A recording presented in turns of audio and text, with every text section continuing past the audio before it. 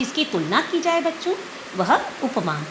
समानतावाचक शब्द अव्यय होते हैं या समानतावाचक वाक्य अव्यय होते हैं, जैसे ज्यों, सम, सा, सी इत्यादि। हरिपद कोमल कमल से उदाहरण देखेंगे।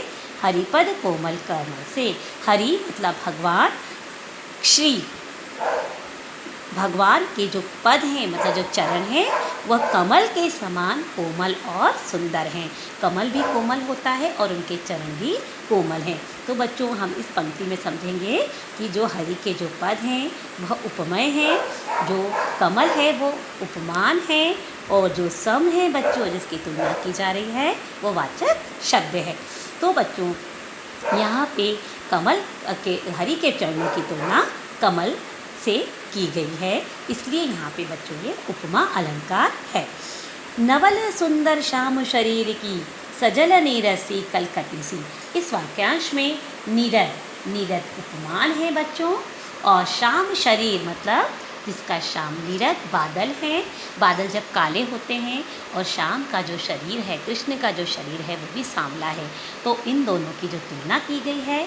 और जो सी है यहाँ पे सी नीरद सी बच्चों यहाँ पे यह समानतावाचक शब्द है जिसको हम वाचक शब्द भी कहते हैं, तथा कल समान धर्म को समान लाने वाले शब्द हैं।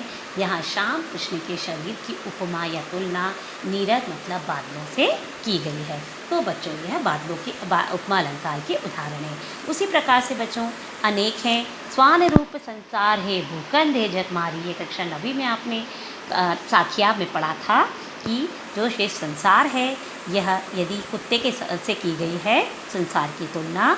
शान मतलब कुत्ता होता है जो बिना वजह भोगता रहता है, और यह इसमें जो स्थान है वो उपमान है, और जो संसार है वह उपमेय है। इस तरह से बच्चों लिपटी जिसके रवि की किरणें, लिपटी जिससे रवि की किरणें चांदी की सी उजली जाली, यहाँ पे भी बच्चों उपमा अलंकार है।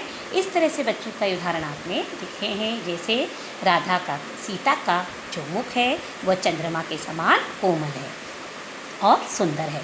अब बच्चों हम आते हैं रूपक अलंकार। रूपक शब्द का अर्थ होता है एकता, मतलब कहते हैं ना सबको एक सूत्र में बांधे रखना, वस्तुओं के बीच अभिन्नता का को स्पष्ट करना। अभिन्नता मतलब उनको अलग अलग स्पष्ट करना रूपक अलंकार का मुख्य गुण है। यह एक अर्थालंकार है जिसमें पूर्ण साम्य होने के कारण प्रस्तुत में अप्रस्तुत का आरोपण कर अभेद की स्थिति को स्पष्ट किया जाता है। जहाँ उपमेय और उपमान में भेद समाप्त हो जाता है। हम जब दो चीज़ों की